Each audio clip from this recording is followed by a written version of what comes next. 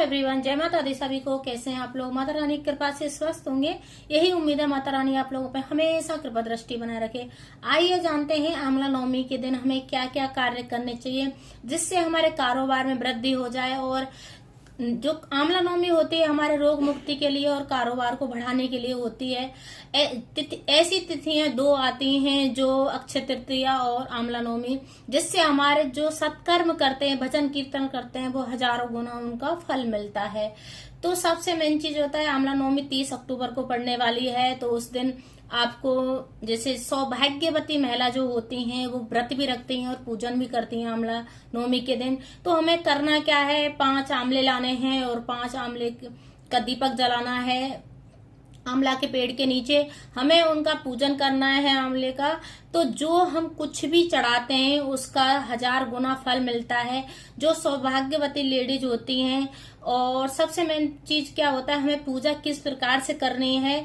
तो हमें उस आंवला नवमी के लिए 5 आंवले के दीपक जलाने हैं, हल्दी लेनी है, कुमकुम ले लेना है, चावल लेना है और कलावा ले लेना है। कलावे में 11 गांठ या 9 गांठ लगा के अगर हम बांधते हैं, कोई कामना है हमारी, तो हमें वो भी पूर्ति होती है।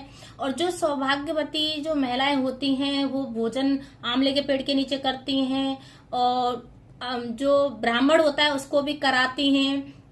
उसके पेड़ के नीचे जो बैठकर भजन कीर्तन करते हैं उसका भी हजारों गुना फल मिलता है। सबसे महत्वपूर्ण बात यह है कि अगर हमने, जैसे कोई भी दमा की बीमारी है, किसी की सांस की प्रॉब्लम है, या किसी का ऊनरा वगैरह होता है, या किसी की किडनी या जो भी हारी बीमारी किसी के है, तो वो जो कच्चा दूध अगर हम आंवला नवमी के दिन चढ़ाते हैं तो रोग मुक्ति का निवारण होता है। तो हम इस प्रकार से कर सकते हैं। हमें कच्चा दूध आंवले के नीचे चढ़ाना है और कामना करनी है विष्णु भगवान और माता लक्ष्मी से। और इस दिन भगवान विष्णु आंवले के ऊपर आके शयन करते हैं, आंख बंद करके अपना आराम करते हैं। तो जो 33 कोट के देवता हैं वो उनको रिझाने मनाने के लिए आते हैं। तो इस प्रकार सभी देवी देवताओं का हमको आशीर्वाद मिलता है आमला नवमी के दिन। और जो महिलाएं जैसे आर्थिक स्थिति खराब है तो उनको पूजन जरूर करना चाहिए। और जो चुंगली और अंगूठे से ऐसे हमें जो आंवले की जो छाल होती है उसको हमें अगर अपने, जैसे साड़ी के जो पल्लू होता है उसमें अगर हम ऐसे ले लेते हैं तो उसको अब अपनी जो तिजोरी होती है, जो अपनी बरकत का जो सामान रखा रहता है, उस जगह पे हमें लाल कपड़े में बांध के रख देना है। तो उससे हमारी बरकत बहुत तेजी से बढ़ती है। अगर ये भी कर सकते हैं। और सबसे मेन चीज होता है, अगर हमने आंवले के नीचे एक फल भी चढ़ाया है तो उसका भी हमको फल मिलता है। एक बिंदी भी चढ़ाइए, मेहंदी भी चढ़ाइए, कुछ भी अगर हम आंवले के पेड़ के नीचे हम चढ़ाते हैं तो उसका हमको हजारों गुना फल मिलता है। और सबसे मेन चीज होता है, हमें आंवले के पेड़ के नीचे अगर किसी के बच्चे की आयु कम है या मतलब कोई प्रॉब्लम हो रही है, कोई पंडित कुछ बोल रहा है, तो हमें उसके हाथ में मतलब स्वस्तिक बना के हल्दी का और 5 थापे लगवा देने हैं आंवले के पेड़ के नीचे। तो उससे क्या है, उसकी लंबी आयु की वृद्धि होती है और वो अल्पायु नहीं होती है उसकी। क्योंकि बहुत लोग बोलते हैं, पंडित जी बोलते हैं कि ये इसका ये होने वाला है, इसकी ये दुर्घटना होने वाली है, ये फलाना का जो भी है। मोतियां पहनने से सबसे अच्छा लाभ है कि जो आंवला नवमी होती है उस दिन आप ये उपाय बच्चे से जरूर करवाएं, उसकी माता जरूर करवाए, तो बहुत लाभ होता है।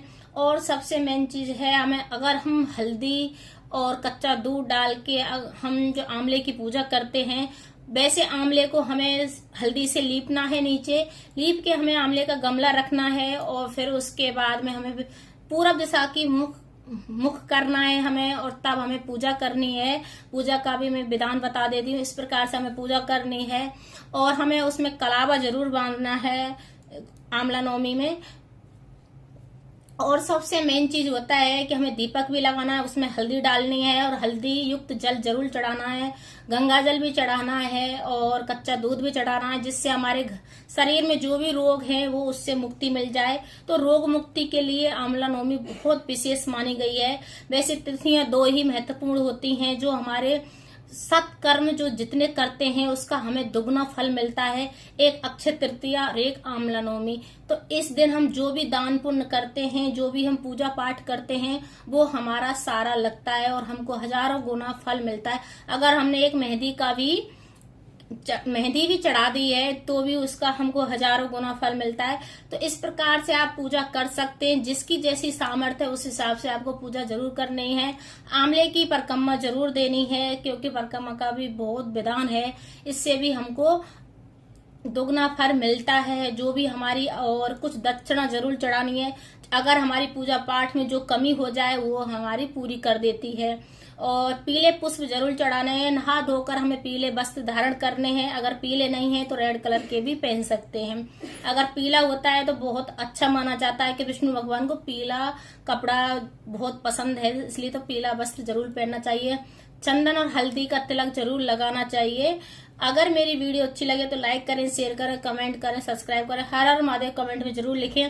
ज्यादा से ज्यादा मेरी वीडियो को फॉरवर्ड करें, क्योंकि बहुत लोगों को नहीं पता होता है कि आमला नवमी के दिन हमें पूजा का विशेष विधान होता है। अगर हम आमला नवमी के दिन हम पूजा पाठ करते हैं, 5 दीपक आमले के जलाते हैं, तो हमारे दुख दरिद्र कटते हैं। और सबसे मेन चीज होता है, जो आमले की जो छाल होती है उसको कैसे हमें अपने पल्लू में लेना है, उसको अपनी बरकत के लिए हमें अपनी तिजोरी में रखना है।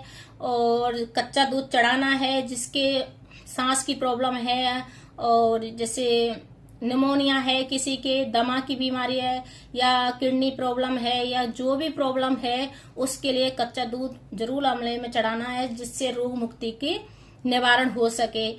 जय माता दी सभी को। हर हर महादेव कमेंट में जरूर लिखें। और इस दिन जो ये उपाय करने से विष्णु भगवान और भोलेनाथ की हम पे कृपा दृष्टि बनी रहती है। अगर मेरी वीडियो अच्छी लगे तो जरूर फॉरवर्ड जरूर करना, जिससे किसी का और दूसरे का भी भला हो जाए।